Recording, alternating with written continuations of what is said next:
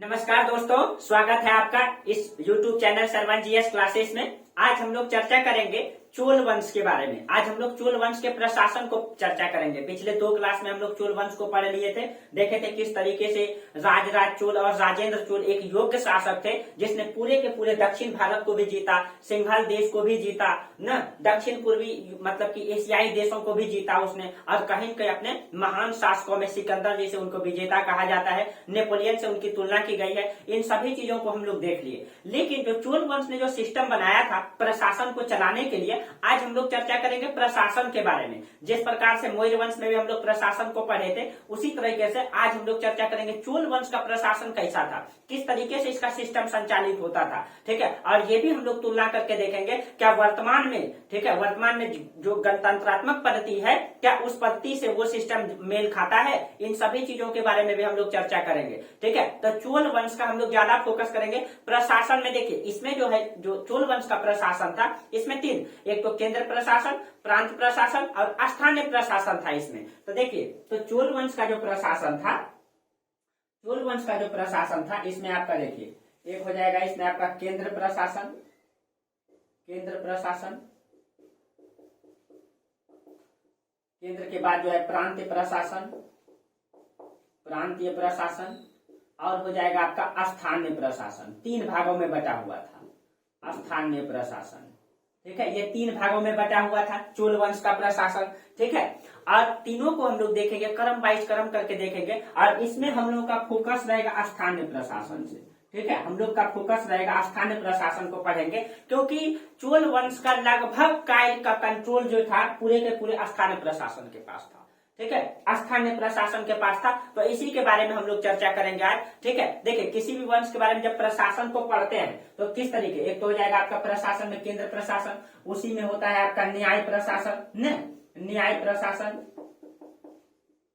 उसी में होता है आपका राजस्व प्रशासन, राजस्व प्रशासन न। किसी भी वंश के अगर प्रशासन को पढ़ते हैं उसमें आपका सैन्य प्रशासन भी हो सकता है न, दंड प्रशासन भी हो सकता है। इसमें आपका सैन्य प्रशासन, सैन्य प्रशासन और दंड प्रशासन, यानी किसी भी वंश के अगर हम प्रशासन को पढ़ते हैं तो उसमें आपका केंद्र प्रशासन, न्याय प्रशासन, राजस्व प्रशासन, सैन्य प्रशासन और दंड प्रशासन को हम लोग पढ़ते हैं। तो आज हम लोग का फोकस रहेगा चोल वंश का स्थानीय प्रशासन के बारे में। ठीक है, क्योंकि चोल वंश की अधिकतर जो सारे कार्य को कंट्रोल करने का काम था वो स्थानीय प्रशासन के पास ही था, लेकिन अंतिम निर्णय राजा का ही होता था। ठीक है, सारा प्रशासन का जो मतलब अधिकार सीमित था वो राजा के पास ही था। ठीक है, यानी सब प्रशासन का प्रमुख अंतिम निर्णय राजा का ही होता था। तो एक प्रकार से इसको जो है केंद्रीकृत प्रशासन कह सकते हैं, इसको केंद्रीय प्रशासन भी हम लोग कह सकते हैं।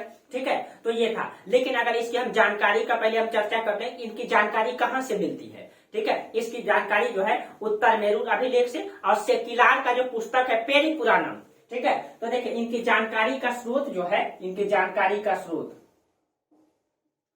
तो एक तो आपका उत्तर मेरूर अभिलेख, उत्तर मेरूर अभिलेख, और एक है आपका सेक्युलर का पुस्तक है पेरी पुराणम, सेक्युलर, ये इन्होंने पुस्तक लिखी है पेरिय पुराणम, पेरिय पुराणम। और कहा जाता है एक और विदेशी यात्री था चाउ जी कुआ, चाउ जी कुआ, और चाउ जी कुआ के बारे में कहा जाता है कि इसने जो है न्याय प्रशासन की चर्चा की है। ठीक है, भारत का न्याय प्रशासन की चर्चा की है इसने न्याय प्रशासन की जानकारी दी है। ठीक है, जबकि जो स्थानीय प्रशासन की जानकारी है वह उत्तर मेरूर अभिलेख से और सेक्युलर का पेरी पुराणम पुस्तक से मिलता है। ठीक है, अब देखिए तो इनके बारे में हम लोग ये भी चर्चा करेंगे कि क्या वर्तमान में जो गणतंत्रात्मक पद्धति है क्या ये सिस्टम दिखाई देता है प्राचीन काल में, और यहाँ पे दिखाई देता है कि क्या क्या सिस्टम में हम लोग परिवर्तन लाए। हम लोग जो अपना सिस्टम संविधान बनाए हैं, ठीक है, यानी देश को संचालित करने के लिए संविधान हालांकि दोस्तों ये सब पॉलिटी में चर्चा करेंगे। संविधान का मतलब क्या होता है, संविधान एक संग्रह है उस नियम का, उस कानून का जिसके द्वारा जो है किसी भी देश का या किसी भी राष्ट्र का संचालन होता है। तो वो एक संग्रह है नियम कानून का। तो वो नियम कानून कहाँ से आया, कहाँ से आया, तो हम लोग जानते हैं कि डॉक्टर भीमराव अंबेडकर जिसने 3 पीएचडी करके रखे थे ना, 3 पीएचडी किए थे, और संविधान सभा के सलाहकार BN राव, ठीक है, कानून के बहुत बड़े बड़े जानकार थे ये लोग। कहा जाता है कि डॉक्टर भीमराव अम्बेडकर 45 देश के संविधान पढ़े थे। ठीक है, 45 देश का संविधान पढ़ के अपना संविधान को लिखे, यानी कि उसने जो जो चीजें अच्छा लगा उन चीजों को संग्रहित करके अपना संविधान को बनाए। तो कहीं कहीं ऐतिहासिक चीजों को भी उसने जोड़ा।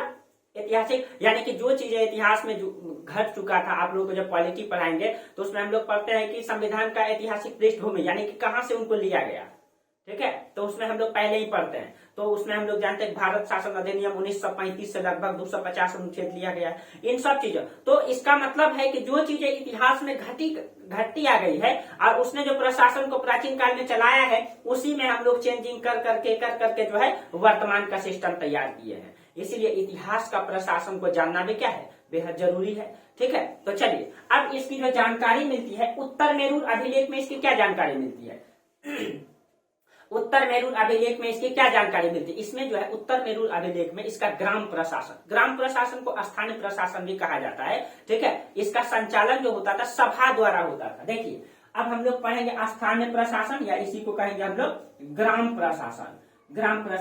और इसकी जानकारी कहाँ मिलती है, तो इसकी जानकारी उत्तर मेरूर अभिलेख में जो है इसके बारे में क्या कहा गया है, ठीक है। उत्तर मेरूर अभिलेख में इसके बारे में क्या कहा गया है, तो देखिए इसमें जो है कहा गया है कि इसका जो ग्राम प्रशासन होता था, इसका जो संचालन होता था ये सभा द्वारा होता था। और सभा 3 प्रकार का था, उर सभा या महासभा और नगरम, ठीक है। देखिए तो कहा जाता है स्थान प्रशासन या ग्राम प्रशासन जो है सभा के द्वारा संचालित होता था और ये सभा 3 भागों में बटा हुआ था, ठीक है। एकदम आप लोगों को आसानी से समझना है, यहाँ से क्वेश्चन पूछा गया है, ठीक है। तो एक होता था सभा, ठीक है, एक होता था सभा, ठीक है, एक होता था उर सभा और तीसरा होता था नगरम, ठीक है, नगरम होता था। ये तीनों, ठीक है, सॉरी उर सभा, पहले उर सभा है, ठीक है, पहले उर सभा होगा लास्ट में नगरम होगा, ठीक है, उर सभा। और एक होता था सभा या महासभा उसको कहा जाता था, ठीक है, इसको जो है सभा या महासभा, ठीक है। तो देखिए इस 3 समिति के द्वारा इसका संचालन होता था, एक था उर सभा, एक था सभा या महासभा, एक था नगरम। अब तीनों में क्या अंतर है, एक एक करके इसको समझेंगे। ये जो सभा या उर सभा था इसको सामान्य सभा भी कहा जाता है, क्योंकि इसका सदस्य जो है गांव का हर व्यक्ति होता था। आज इसको कोई महत्वपूर्ण निर्णय लेने का अधिकार नहीं था, इसीलिए इसको ज्यादा फोकस भी हम लोग नहीं करेंगे। ये जो उर सभा है, ठीक है, इसको जो है इसको सामान्य सभा भी कहा जाता था, इसको जो है सामान्य सभा। क्यों, क्योंकि इसमें गांव के सभी लोग इसके सदस्य होते थे, गांव के। इसको कोई महत्वपूर्ण निर्णय लेने का अधिकार नहीं था, महत्वपूर्ण निर्णय जो है ये कोई महत्वपूर्ण निर्णय नहीं ले सकता था, इसीलिए इसके बारे में बहुत ज्यादा हम लोगों को नहीं जानना है। हम लोगों को जानना है सभा या महासभा के बारे में, ठीक है, क्योंकि सारा प्रशासन का जिम्मेवारी इसी के पास था, ठीक है। यह सभा अग्रहार ग्रामों में होता था। कहाँ पे, ये सभा जो होता था ये अग्रहार ग्रामों में होता था, अग्रहार। तो कहिएगा ये अग्रहार ग्राम क्या होता है, अग्रहार ग्राम वो होता है जो राजा द्वारा ब्राह्मणों को दान में दिया जाता था, उसको अग्रहार ग्राम कहा गया है, ठीक है। यानी कि अग्रहार ग्राम में सिर्फ और सिर्फ उच्च मतलब कुलीन तबदीले के वर्ग रहते थे, ब्राह्मण वर्ग रहते थे, ठीक है। तो अग्रहार ग्राम में जो है इसको अग्रहार, यानी कि ये सभा, देखिए गांव जो था उस समय कई भागों में विभाजित था। कहने का मतलब है कि उस समय समाज में मतलब कर्मकांडीय स्वरूप था दोस्तों।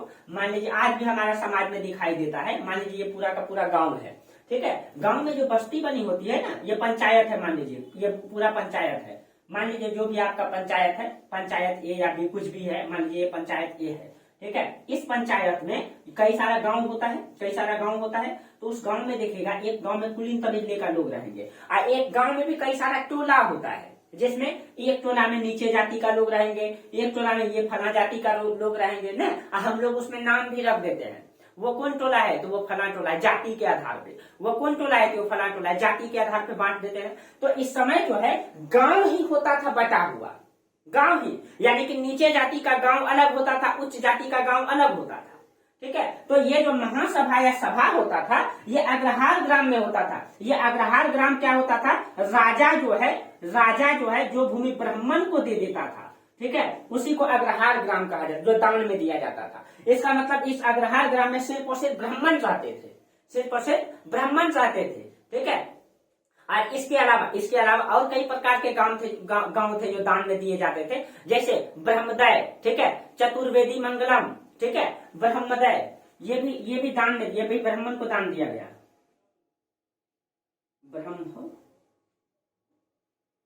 ब्रह्मोदय, ठीक है। चतुर्वेदी मंगलम, चतुर्वेदी मंगलम, ठीक है। ये भी गांव थे चतुर्वेदी मंगलम, ये भी ब्राह्मण को ही दिया जाने वाला, मतलब दान में दिया गया जमीन होता था, यानी भूमि होता था, ठीक है। ये चतुर्वेदी मंगलम और ब्रह्मोदय, ये सब आपको ध्यान में रखना है। एक गांव ऐसा होता था, जैसे कि इसमें इसका मतलब है कि जो चोल वंश में जो है कई प्रकार की भूमि होती थी जो दान में दिया जाता था। एक सेकंड दोस्तों,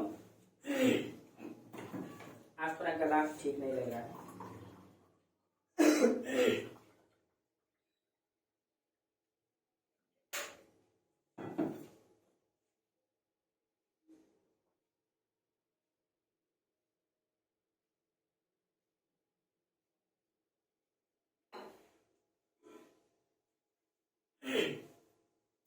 दिन में क्लास लेना पड़ता है इस कारण से, ठीक है। तो गला थोड़ा सा खराश आ जाता है इसके कारण से।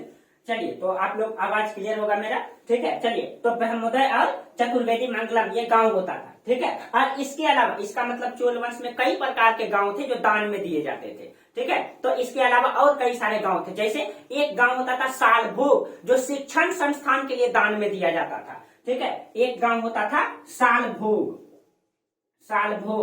ये गांव शिक्षण संस्थान के लिए दान में दिया जाता था। इसके अलावा भी और कई सारे गांव थे जो दान में दिए जाते थे, ठीक है। जैसे एक गांव एक दान में दिया गया था देवदान, ठीक है। जो मंदिर को दी गई भूमि थी उसको देवदान कहा जाता था, ठीक है। यानी कई प्रकार की भूमि दान में दी जाती थी। देवदान, ये जो है मंदिर को जो दान में दिया जाता था उसको देवदान कहा जाता है, ठीक है। एक भूमि होता था पल्ली चंदम, जो जैन मतलब कि समुदाय को दिया जाता था उसको पल्ली चंदम कहा जाता है, पल्ली चंदम, ठीक है, पल्ली चंदम। और ये जो होता था ये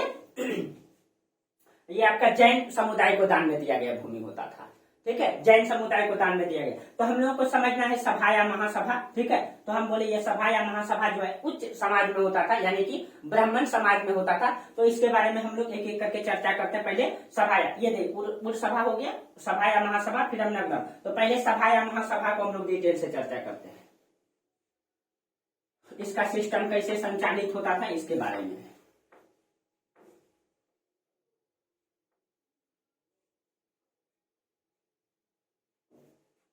देखिए, तो हम लोगों को स्थानीय प्रशासन,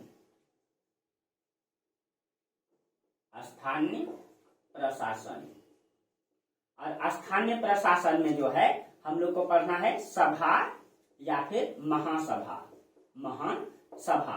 तो ये कहाँ होता था? ये जो है अग्रहार ग्राम में होता था, यानी कि जहाँ उच्च तबदीली के लोग, यहाँ ब्राह्मण, इसको जो है ब्राह्मणों, ये ब्राह्मणों का गांव था, ठीक है। और ये सभा जो है अग्रहार ग्राम में होती थी। तो ये ध्यान में रखना है, यहाँ पे ये ब्राह्मणों का गांव था, सिर्फ और सिर्फ उच्च तबदीली के लोग यहाँ रहते थे, ठीक है। अब देखिए, ये मतलब इसमें क्या होता था? इसमें होता था कि इन सदस्यों से मिल करके जो समिति बनाती थी उसको मतलब कि उसको जो है महाजन कहते थे। यानी कि ये लोग ये जो गांव का संचालन होता था, ठीक है, सभा जो मतलब बनाती थी, तो सभा कैसे बनाता था? तो कई सारे समिति मिल करके बनाता था, ठीक है। तो ये कई सारे समिति मिल करके जो है, कई सारे समिति मिल करके जो मतलब इसका सभा का निर्माण करता था, उसको क्या कहा गया है? उसे महाजन कहा गया है। तो समिति को महाजन कहा गया है, महाजन, ठीक है। यहाँ जो कई सारे समिति यानी सदस्य, कई सारे सदस्य मिल करके क्या बनाते थे? समिति। तो समिति बनाते थे, तब तो इसका संचालन होता था।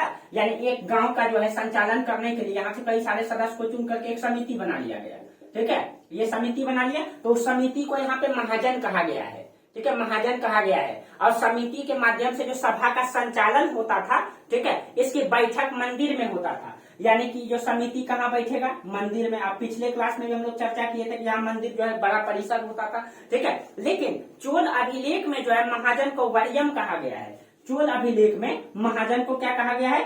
वर्यम कहा गया है, वर्यम, ठीक है, वर्यम। और इसी के द्वारा एक सेकेंड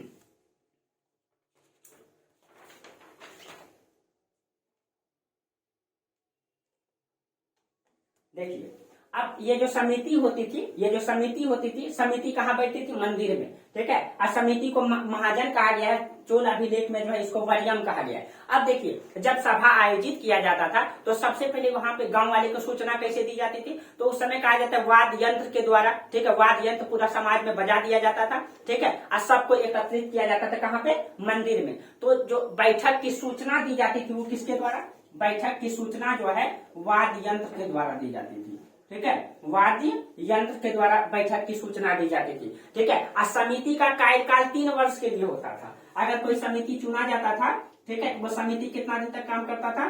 3 वर्ष तक ये काम कर सकता था, ठीक है। अब देखिए, चोल अभिलेख में सभा को जो है पेरुंगुड़ी कहा गया है, यानी कि ये जो सभा है उसको क्या कहा गया है? सभा को पेरुंगुड़ी कहा गया है, ठीक है। पेरुंगुड़ी कहा गया है चोल अभिलेख, पेरंगुड़ी कहा गया है। चोल अभिलेख में सभा को पेरंगुड़ी कहा गया है, ठीक है। और चोल अभिलेख में सभा के सदस्य को पेरुमक्कल कहा गया है, पेरुमक्कल, ठीक है। यानी कि चोल अभिलेख में सभा के जो सदस्य होते थे, जो व्यक्ति होते थे, उसको क्या कहा गया है? यानी कि सदस्य को पेरुमक्कल कहा गया है, पेरुमक्कल,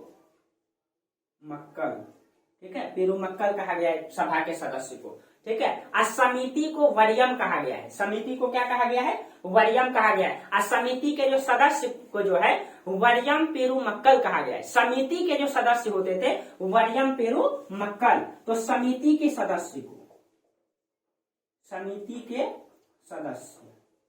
वर्यम पेरुमक्कल,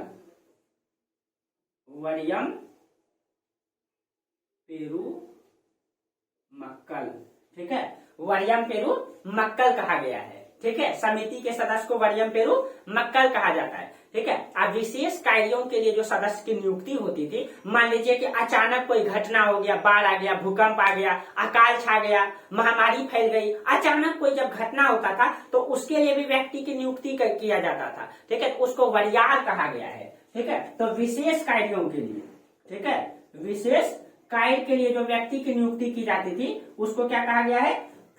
उसको जो है वरियार कहा गया है, वरियार, ठीक है। उसको वरियार कहा गया है, ठीक है, जो विशेष कार्य के लिए। अब देखिए, सभा का संचालन तो समिति द्वारा होता था। अब कहिएगा, मान लीजिए, यानी कि ये जो सभा है, यानी कि जो समिति जो है बना, तो ये सभा चलाना है तो ये इसके लिए समिति का गठन होता था। समिति का चयन कैसे होता था?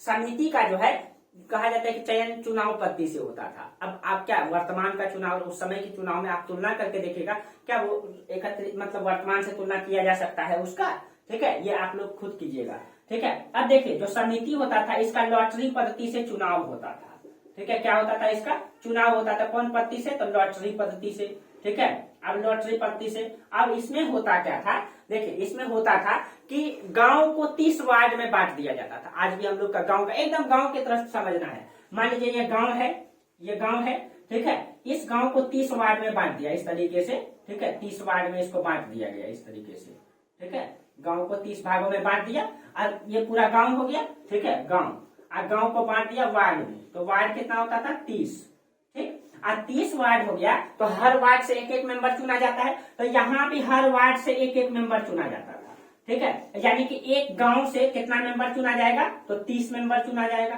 ठीक है। 30 मेंबर चुना जाएगा। तो मेंबर का चुनाव कैसे होता था? तो कहा जाता है कि मेंबर का चुनाव लॉटरी पद्धति से होता था। लॉटरी पद्धति में से मतलब क्या हो गया? हाँ, यहाँ पे लॉटरी पद्धति को जो है कड़ुवोले कहा गया है, ठीक है। यानी कि चुनाव होता था लॉटरी पद्धति से, तो लॉटरी पद्धति को जो है यहाँ पे कड़ुवोले कहा गया है, कड़ुवोले, ठीक है। ये पूछा गया क्वेश्चन है, लॉटरी पद्धति को कड़ुवोले कहा गया है। अब देखिए, तो अब कैसे होता था लॉटरी पद्धति? तो कहा जाता है एक बॉक्स होता था, ठीक है। इस बॉक्स में मान लीजिए इस वार्ड से कई सारे मेंबर खड़े हुए, ठीक है। तो यहाँ पे क्या किया जाता था? मतलब एक वार्ड से 5 मेंबर खड़े हुए, तो उस वार्ड में एक बॉक्स रखता था। उस बॉक्स में क्या होता था? सबकी चिट्ठी डाल दी जाती थी, ठीक है। और एक अबोध बालक, छोटा सा बालक को लाता था, बोलता था एक चिट्ठी निकालो। जिसका नाम आता था वही मेंबर चुना जाता था। क्या ये गणतंत्रात्मक पद्धति दिखाई देती है? थोड़ा सा दिखाई देती है, ठीक है। यानी कि लॉटरी पद्धति जो है एक अबोध बालक को उस चिट्ठी से, डब्बे से चिट्ठी निकाल करके चुना जाता था। लेकिन क्या सभी व्यक्ति को चुन लिया जाता था? सभी व्यक्ति को चुन लिया जाता था? नहीं, समिति के सदस्य का चुनाव के लिए कुछ योग्यता निर्धारित की गई थी। वर्तमान में ये योग्यता नहीं निर्धारित की गई थी, ठीक है। तो यानी चुनाव में कौन भाग ले सकता था, ठीक है। सदस्यों की योग्यता क्या थी, ठीक है, उसके लिए एलिजिबल होना था ना। तो एलिजिबिलिटी के लिए क्या मतलब योग्यता होती थी, क्या एलिजिबिलिटी थी, ठीक है। देखिए तो कहा जाता है कि सदस्यों की जो एलिजिबिलिटी थी यानी कि योग्यता थी, ठीक है, सदस्यों की योग्यता क्या होती थी? सबसे पहले एक में यहाँ पे प्रावधान था कि सबसे पहले वो जो है नैतिक विचार का व्यक्ति, नैतिक रूप से श्रेष्ठ होना चाहिए और भ्रष्टाचार में लिप्त नहीं होना चाहिए, ठीक है। तो नैतिक रूप से श्रेष्ठ व्यक्ति हो, ठीक है, नैतिक रूप से श्रेष्ठ और भ्रष्टाचार में लिप्त नहीं होना चाहिए, ठीक है, भ्रष्टाचार में लिप्त नहीं होना चाहिए, ठीक है, लिप्त। इसका मतलब है कि योग्यता कितना बेहतर है दोस्तों। आज हमारे देश में कोई भी चुनाव लड़िए, कोई योग्यता नहीं है, चाहे विधायक का लड़िए, चाहे मुखिया का लड़िए, कोई भी चुनाव या एमपी के, उसके लिए कोई योग्यता मतलब कि शिक्षा जरूरी नहीं है। आप कितना शिक्षित है वो कोई मायने नहीं है। तो कहीं कहीं ये पत्ती तो वर्तमान से जो है बेहतर था ना, वर्तमान से ये पत्ती बेहतर दिखाई दे रहा है क्या, लेकिन हम इसको मतलब कि गणतंत्रात्मक पत्ती या प्रजातंत्रात्मक पत्ती कह सकते हैं, लॉटरी पत्ती को। अब कैसे नहीं कर सकते, देखिए वह वेद का और भाष्य का ज्ञाता होना चाहिए। दूसरा ये भी योग्यता है, यानी कि उस व्यक्ति को वेद का ज्ञाता हो, वेद को भाष्य का क्या होना चाहिए, वो ज्ञाता होना चाहिए। इसका मतलब योग्यता को पूर्णतः आधार माना गया है, योग्यता को आधार माना गया है, ठीक है। और उसके पास जो है वह व्यक्ति के पास 1/4 वेली यानी कि 1.5 हेक्टेयर भूमि का मालिक होना चाहिए वह। तीसरा, यही चीजें गणतंत्रात्मक पद्धति को नहीं लागू करने दिया, यानी कि उसके पास 1/4 वेली, 1/4 वेली का मतलब वर्तमान में हो गया 1.1/2 हेक्टेयर भूमि, ठीक है। हेक्टेयर भूमि का वो क्या होना चाहिए, मालिक होना चाहिए। यानी कि आज जो है हमारे देश में गणतंत्रात्मक पद्धति है, कोई भी व्यक्ति चुनाव लड़ सकता है, कोई भी व्यक्ति चुनाव लड़ सकता है। लेकिन यहाँ पे जो है इसका मतलब है जो व्यक्ति जमींदार था, यानी 1/4 वेली वर्तमान में 1.5 हेक्टेयर जमीन है कि नहीं, इसका मतलब योग्यता होनी चाहिए थी। तो कहीं कहीं ये गणतंत्रात्मक पद्धति को ये काट देता है न, ये गणतंत्रात्मक पद्धति नहीं दिखाई देता है।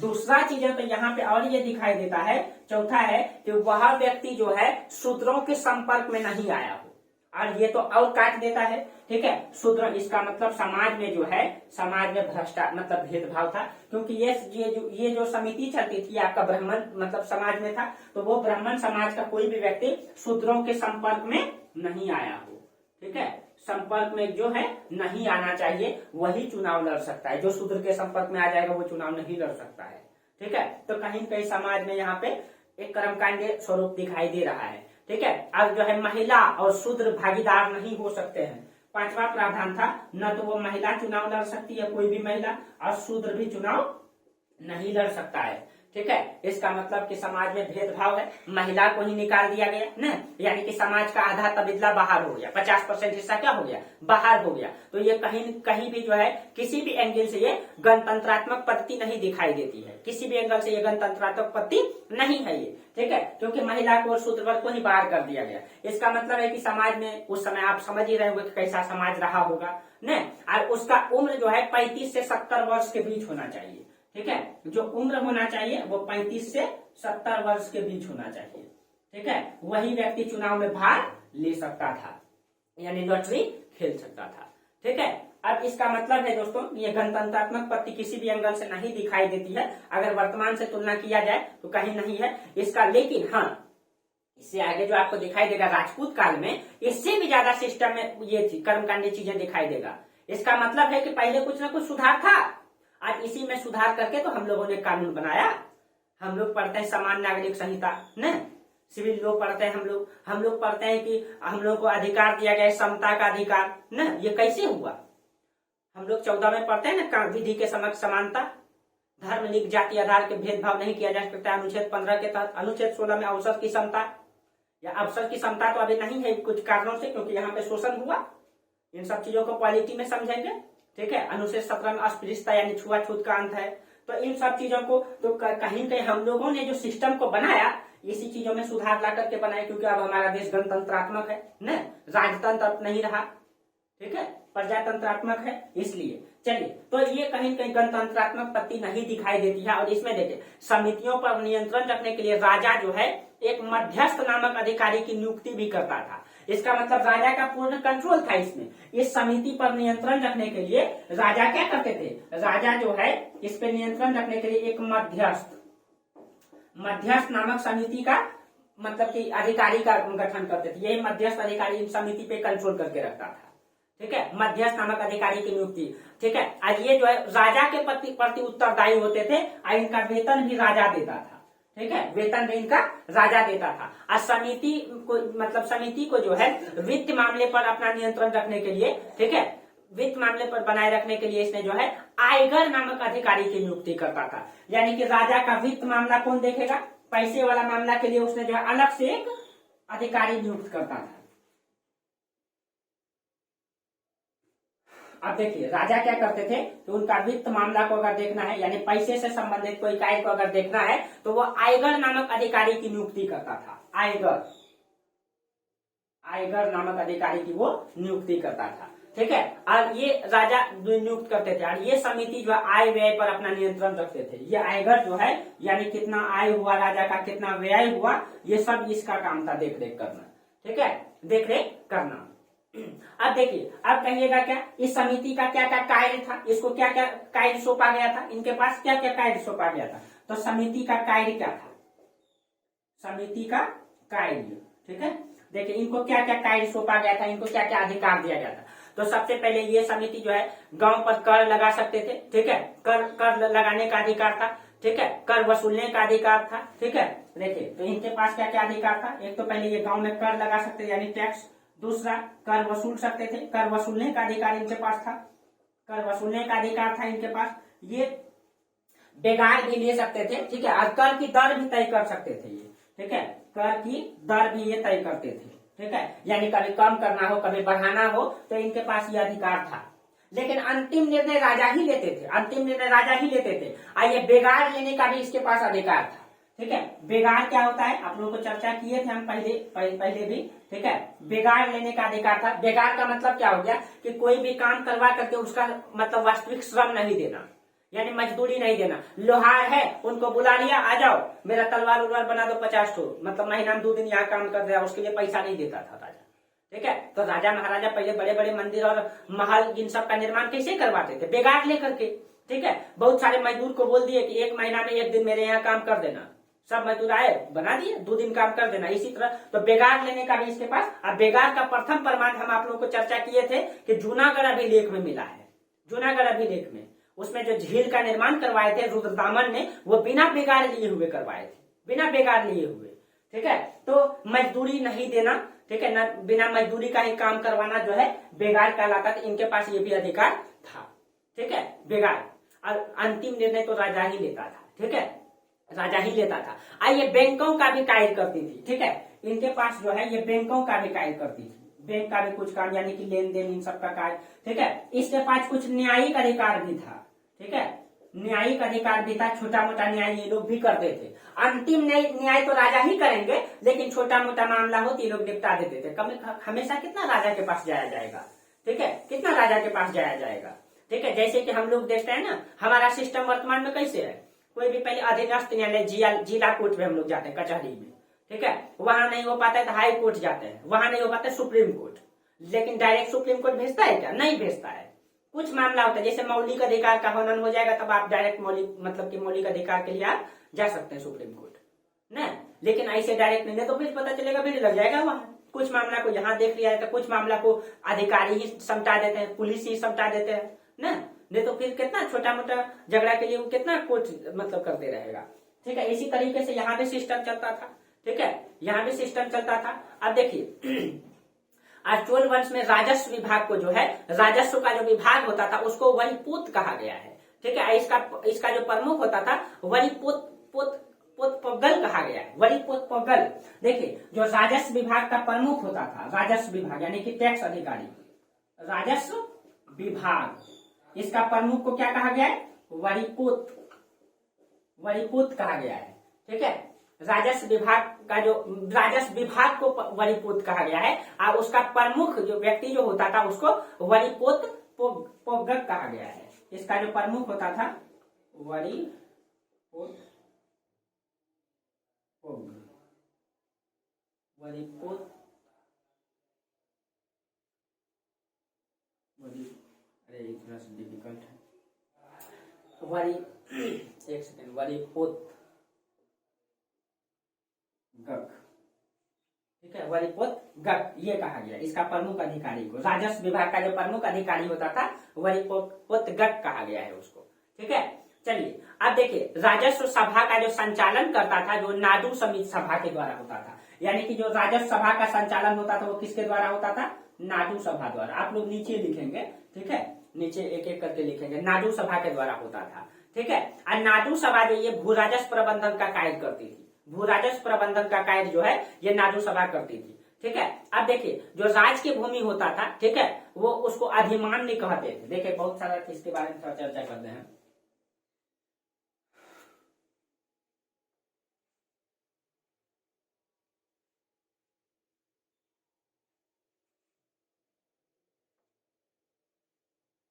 देखिए, जो राज का भूमि होता था, जो सरकारी भूमि होता था, ठीक है, तो राज के भूमि को अधिमान्य कहते थे। राज के भूमि को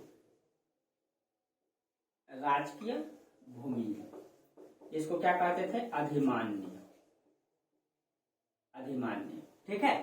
जो राज के भूमि होते थे उसको अधिमान्य कहा जाता था, ठीक है। और इस भूमि से जो लगान लिया जाता था, ठीक है, उसको कदमाई कहा जाता था। कदमाई या कुदमे, यानी कि राज की भूमि से जो टैक्स वसूला जाता था उसको कदमाई कहा जाता था, या इसको कुदमे कहा जाता था, कुदमे कहा जाता था, ठीक है। कदमाई या फिर कुदमे कहा जाता था, ठीक है। अब देखिए, शुल्क को कदमे, यानी कि जो टैक्स लिया जाता था, यानी कि शुल्क जो लिया जाता था उसको कदमे कहा जाता। देखिए थोड़ा सा अंतर है, ठीक है, कदमाई या कुदमे, यहाँ कदमे, कदमे ध्यान में रखिए, कदमे। तो यहाँ थोड़ा थोड़ा डिफिकल्ट जहां रहता है क्वेश्चन वहीं से आ जाता है, ठीक है।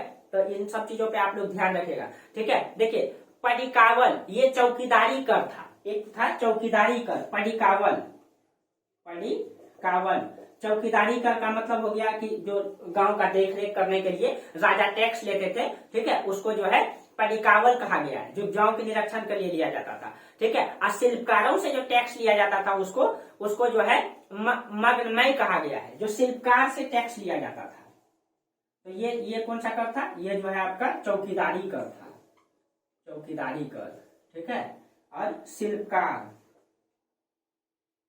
शिल्पकार, शिल्पकार से जो टैक्स लिया जाता था उसको जो है मग्नमय कहा जाता था, मग्नमय, ठीक है, ये मग्नमय कहा जाता था, ठीक है। अब तेलियों से जो टैक्स लिया जाता था उसको पेवरी कहा जाता था। तेली से जो कर लिया जाता था, ठीक है, तेलियों से जो टैक्स लिया जाता था उसको पेवरी कहा गया है, पेवरी, पेवरी कहा गया है, ठीक है। ये कई प्रकार के टैक्स थे, ठीक है, जो राजा के द्वारा लिया जाता था, ठीक है।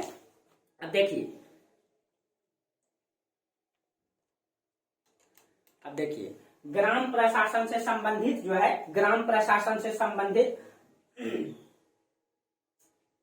कुछ समिति का नाम बता देते हैं आप लोगों को, ठीक है। जैसे कि ग्राम प्रशासन को जो चलाता था वो समिति को तो वरीयम कहा गया है, ठीक है। एक होता था उदासीन वरीयम, ठीक है, एक होता था उदासीन वरीयम, उदासीन वरीयम,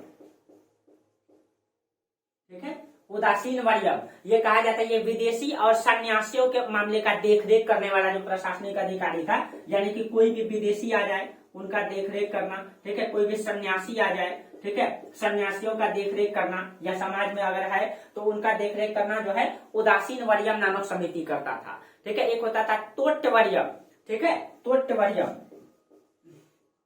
तोट्ट वरीयम, ठीक है। ये जो तोट्ट वरीयम था ये उद्यान समिति था, उद्यान समिति, ठीक है, ये उद्यानों की देखरेख करता था, उद्यानों की देखरेख करने वाला था। एक था पूर्ण वरीयम, ये स्वर्ण समिति था, पूर्ण वरीयम, इसको ध्यान में रखिएगा, पूर्ण वरीयम, ये क्या था? ये स्वर्ण समिति था, स्वर्ण समिति, यानी कि सोने का देखरेख करने वाला ये लोग था। एक होता था वारी वरीयम, ठीक है, जो तालाब समिति था उसको वारी वरीयम कहा गया है, वारी वरियम, ठीक है। ये क्या था, ये तालाब समिति यानी कि सिंचाई का विभाग देखने वाला ये था, ये सिंचाई विभाग देखने के लिए, ठीक है। इन सभी को कंट्रोल करने के लिए जो है, इन सभी को कंट्रोल करने के लिए समवत्स वरियम समिति था। सब को कंट्रोल करने के लिए समवत्स समिति, समवत्स समिति, ठीक है, ये था आपका, ठीक है, ये था, ठीक है। तो इस तरीके से सब मतलब कि ग्राम प्रशासन में जो स्थानीय प्रशासन था, सभा या महासभा था, उसका संचालन जो है इस तरीके से होता था, ठीक है, सभा या महासभा का। अब देखिए, तो हम लोग दो चर्चा किए, एक सेकंड,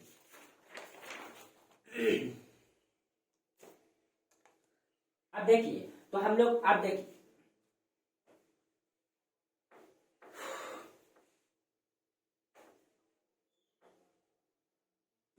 तो हम लोग स्थानीय प्रशासन में जो है, स्थानीय प्रशासन में 3 भागों में बटा हुआ था, ठीक है। एक है आपका पूर्व सभा, सभा या महासभा, सभा या महासभा, इसको हम लोग चर्चा कर लिए, ठीक है। एक था आपका नगरम, ठीक है, नगरम।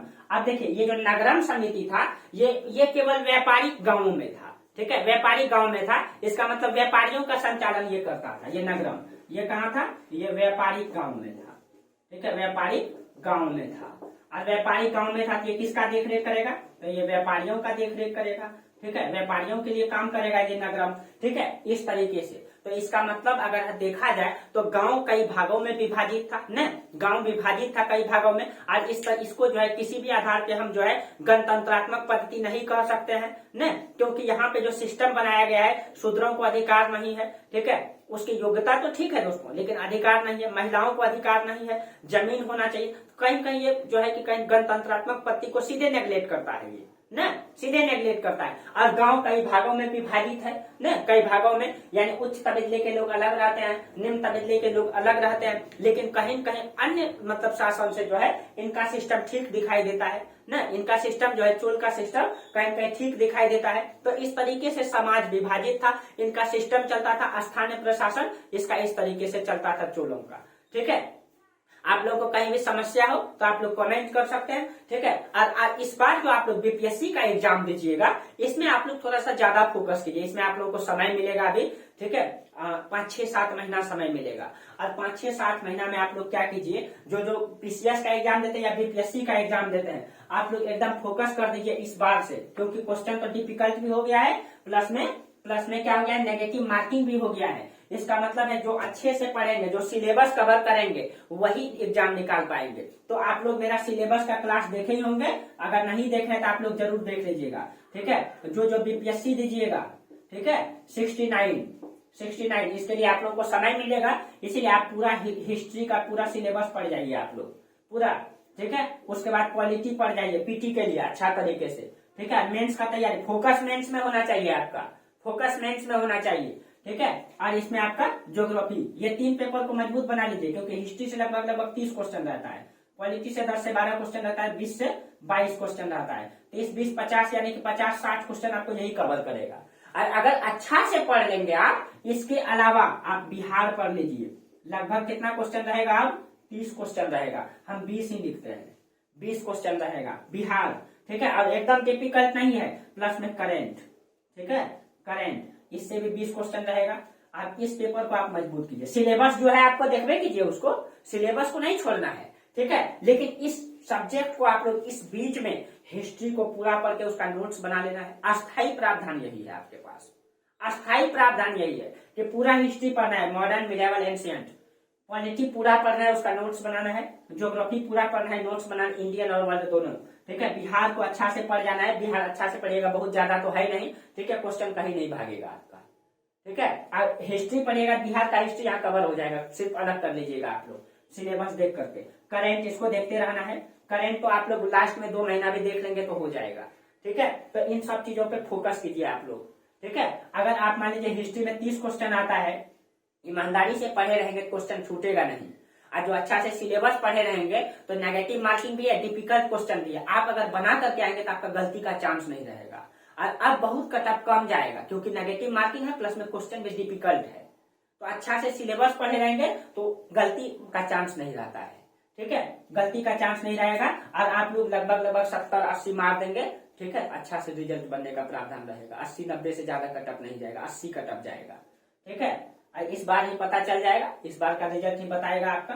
ठीक है, तो लगभग 80 कटअप जाना चाहिए, क्योंकि अब एग्जाम में थोड़ा हो गया। पहले सभी बैठ जाता था, ग्रुप डी वाले भी, एसएससी वाले भी सब, अब तो वैसा नहीं होगा। इसीलिए आप लोग इन सब चीजों पे फोकस कर दीजिए। ठीक है, अब बहुत बड़ा चीजें नहीं है। मान लीजिए कि हिस्ट्री पॉलिटी सबका सिलेबस कवर किया हुआ रहेगा ना, मान लीजिए एक बार 1-2 नंबर से छूट सकता है, मिस्टेक हो सकता है। ठीक है, समय कम रहने के कारण से, सिलेबस कंप्लीट नहीं होने के कारण से छूट, लेकिन अगले बार अस्थायी प्रावधान हो जाएगा कि हिस्ट्री का नोट्स है, उल्टाइए, पढ़िए, एग्जाम देने जाइए, सब दिन का प्रावधान हो जाएगा। यानी 40 साल तक आप एग्जाम देते रहिए एक बार नोट्स बना करके। इसीलिए फोकस करके 2 ही साल देना है। ठीक है, कहते हैं हार्ड वर्क नहीं, स्मार्ट वर्क करना है, स्मार्ट वर्क करना है। एग्जाम निकालने का तरीका यही है, आप लोग एकदम सिलेबस को ठीक तरीके से पढ़ जाइए। ठीक है, और सिलेबस एक बार कवर हो जाएगा, उसका नोट्स बन जाएगा, तो उसके बाद एग्जाम देते रहिए। गलती आप लोगों को नहीं करना है। ठीक है, गलती नहीं करना है। जहां दिक्कत हो आप लोग कॉल कर सकते हैं, बुक का नाम पूछ सकते हैं। जैसे हिस्ट्री मेरा स्टार्ट किया है, हिस्ट्री में पढ़ाई रहे। ठीक है, आप लोग ज्योग्राफी भी स्टार्ट कर दीजिए, कुछ बुक खरीद लीजिए। ठीक है, जैसे कि हिस्ट्री में आपका एंशिएंट हिस्ट्री का बुक खरीद लीजिए, किसी श्रीवास्तव, रामशरण शर्मा और एनसीईआरटी को पढ़िए, और उससे ज्यादा पढ़ने की जरूरत भी नहीं है। पॉलिटी में आपका एम लक्ष्मीकांत, आप लोग उसको क्या क्या ग्रंथ वरंथ सब मानवे करते हैं, उसको पढ़ लीजिए ठीक तरीके से, कहीं क्वेश्चन नहीं जाएगा। फिर हम तो पढ़ाएंगे। ज्योग्राफी में आप इंडियन ज्योग्राफी के लिए कई सारा बुक है। ठीक है, अगर सामान्य तरीके से लेना चाहेंगे पीसीएस लेवल का, तो आपका पेरियार का बुक आता है, पेरियार का, अरविंद कुमार का, वो भी अच्छा है। ठीक है, वो भी अच्छा है, उसमें अच्छा दिया है। बिहार का आप लोग का एक बुक आता है इम्तियाज अहमद का, उसमें सब चीजें दिया हुआ है। करंट अफेयर्स किसी टॉपिक को लेकर के टॉपिक बाय टॉपिक पढ़ते रहिए। सिस्टम तो बना हुआ है, 2 साल का करंट पूछता है आपका, और इन सब चीजों को मजबूत कर लेंगे, सिस्टम से आ जाएंगे। कहीं नहीं, 1-2 बार मिस हो सकता है, एक बार बीपीएससी मिस हो सकता है, दोहरा करके नहीं हो सकता है, अगर आप ईमानदारी पूर्वक, क्योंकि सिलेबस से बाहर नहीं रहता है चीजें। बस सिलेबस को मजबूत बना लीजिए। ठीक है, चलिए, जहां जहां दिक्कत हो आप लोग कमेंट करिए। ठीक है, कॉल भी कर सकते हैं। ठीक है, आप लोग मेरा टेलीग्राम ग्रुप में जुड़ जाइए, लिंक दिया हुआ रहता है, बाकी वहां से सब बातें हो जाएगी, वहां नोट्स भी मिलते रहता है आप लोगों को। ठीक है, चलिए, तो आज हम लोग यहीं तक चर्चा करेंगे, इससे आगे फिर हम लोग अगले क्लास में चर्चा करेंगे। ठीक है, तब तक के लिए आप लोगों को बहुत बहुत धन्यवाद। Thank you.